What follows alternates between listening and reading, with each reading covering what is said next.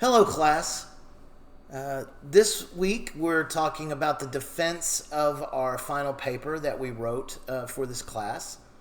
The paper I wrote was entitled George C. Marshall From Economic Recovery to Global Superpower. The important research question that I asked in this research was how did the Marshall Plan secure the United States as a global superpower? And the way I went about, you know, conducting my research was answering questions that related to that. So, for instance, if indeed the Marshall Plan was instrumental in securing the United States as the alone global economic superpower for decades to come after World War II, you know, how did that happen? What were the steps that took place? So the first thing I did was investigate the development and implementation of the European Economic Recovery Act, which was the actual name of the Marshall Plan. The Marshall Plan was more of a nickname. It was named after George C. Marshall, who was the Secretary of State who oversaw the plan, but it was more than just him involved. And I mentioned the other people involved, especially George F. Kennan, and also I mentioned Foster, who these gentlemen were instrumental in the development and implementation of the Marshall Plan. Kennan especially played a significant role in shaping the plan's objectives and principles. He was a diplomat who had expertise in Soviet affairs.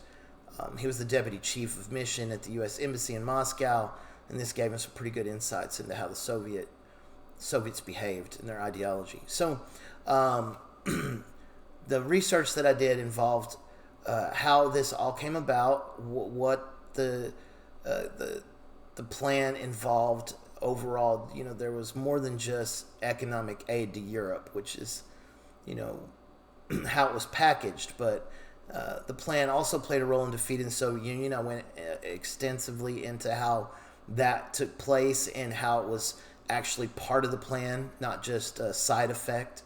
But it was a major role in its development and its implementation.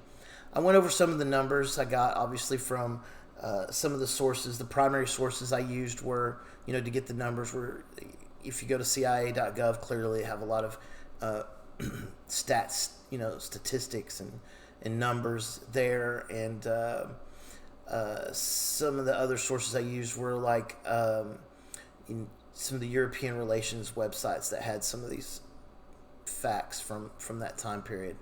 I went into how it helped end the Cold War through economic victory and how this played a role in securing the United States as a global economic superpower.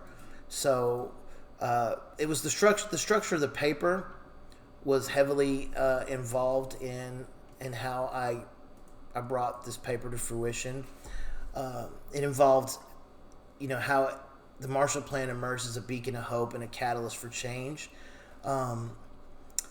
And, you know, there was over $13 billion, which would be like $150 billion today, committed to spur economic recovery in Europe, promote stability, and prevent the spread of communism. The revitalization of Europe was important to expanding global markets for American industry.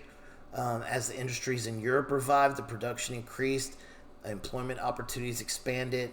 It increased the middle class capabilities of European countries so that it would prevent the spread of communism from, you know, the labor parties.